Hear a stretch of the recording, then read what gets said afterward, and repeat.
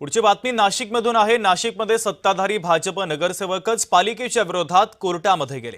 Pipeline टाकताना कामात निष्काळजीपणा केल्याचा आरोप करण्यात आलाय। नाशिक शहरातील खड्ड्यांचा मुद्दा सध्या गाजत असतानाच नाशिक महानगरपालिका प्रशासनाला कोर्टामध्ये खेचण्याची तयारी सत्ताधारी भाजपचे नगरसेवक दिनकर पाटील यांनी केली आहे। महापालिकेच्या प्रभाग क्रमांक 9 मधून दिनकर पाटील आणि अमोल पाटील हे पितापुत्र निवडून आलेत। पाईपलाईन टाकल्यानंतर चारी बुजवताना निष्काळजीपणा केला जात असल्याने खड्डे पडून नागरिकांचे अपघात होत आहेत असा आरोप दिनकर पाटील यांनी केलाय। तसंच खड्डे सातपूरच्या शिवाजीनगर परिसरामध्ये पडले होते, ते खड्डे बुजवण्याचं काम सुरू असताना नगरसेवक अमोल पाटील यांचा पाय रस्त्यात दुभाजक आणि जेसीबी मध्ये अडकला। यात पायाला गंभीर दुखापत सुद्धा झाली असून पायावर शस्त्रक्रिया करण्यात आली आहे। मागील जवळपास 1 महिन्यापासून अमोल पाटील यांच्यावर खासगी रुग्णालयामध्ये उपचार सुरू आहेत। त्यामुळे रस्त्याच्या दुरावस्था आणि अपघाताला नाशिक महानगरपालिका प्रशासनाला जबाबदार धरत नगरसेवक अमोल पाटील यांचे वडील तथा भाजपचे ज्येष्ठ नगरसेवक दिनकर पाटील कोर्टामध्ये पालिका प्रशासनाच्या विरोधात याचिका दाखल करणार आहेत।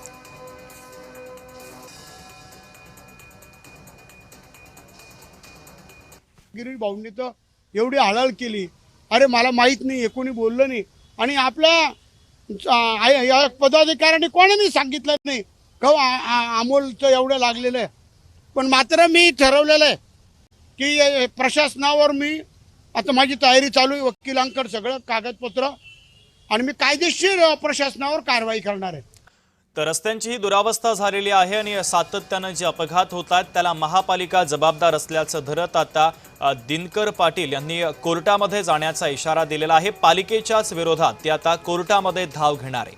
त्यामुळे आता पालिकेची भूमिका नेमकी काय असेल हे पाहणं देखील तितकंच महत्त्वाचं आहे। दिनकर पाटील हे स्वतः या एका अपघातामध्ये जखमी झालेले होते, त्यांच्यावर हॉस्पिटलमध्ये उपचार सुद्धा सुरू होते।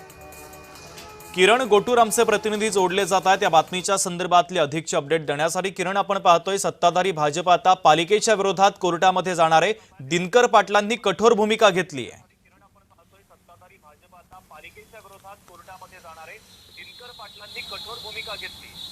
आगामी कुंभमेळ्याच्या अनुषंगाने नाशिक शहरामध्ये अनेक ठिकाणी रस्त्यांचे काम सुरू आहेत आणि त्यातमध्येच हे मुसळधार पाऊस झाल्याने नाशिकच्या रस्त्यांवर हे खूप मोठ्या प्रमाणात हे खड्डे पडलेले आहेत आणि या सगळ्या विरोधावरती प्रशासनावर टीका होत असताना आता भाजपचेच नगरसेवक दिनकर पाटील यांनी अजून एक गंभीर आरोप केलेला आहे। शिवाजीनगर परिसरात खरं तर जेव्हा ड्रेनेज आणि हे पिण्याचे पाईपलाईन टाकण्यात आलं आणि त्यानंतर हा संपूर्ण जो रस्ता आहे तो खोदण्यात आलेला होता, या पाईपलाईन टाकल्यानंतर ज्या पद्धतीने म्हणजे तांत्रिक पद्धतीने एकूणच हा जो रस्ता आहे तो हे बुजवण्यात आलं नाहीये अशा पद्धतीचा आरोप दिनकर पाटील यांनी केलेला आहे आणि त्यामुळेच अनेक लोकांचे अपघात या रस्त्यावरती होत आहेत। या संपूर्ण प्रकरणानंतर जेव्हा पाऊस झाला, हा जो पाईपलाईन टाकून हा रस्ता जो आहे तो बुजवण्यात आलेला होता आणि त्यानंतर पावसानंतर हा रस्ता खचला आणि ते या रस्त्यावरती मोठ्या प्रमाणात खड्डे हे पडलेले होते आणि त्यानंतर अनेक अपघात झालेले आहेत, हे नागरिक जखमी झालेले आहेत आणि त्याच पद्धतीने नगरसेवक जे अमोल पाटील या खड्ड्यांची पाहणी करत असताना त्यांना जेसीबीचा फटका बसला, ते सुद्धा जखमी झालेले आहेत।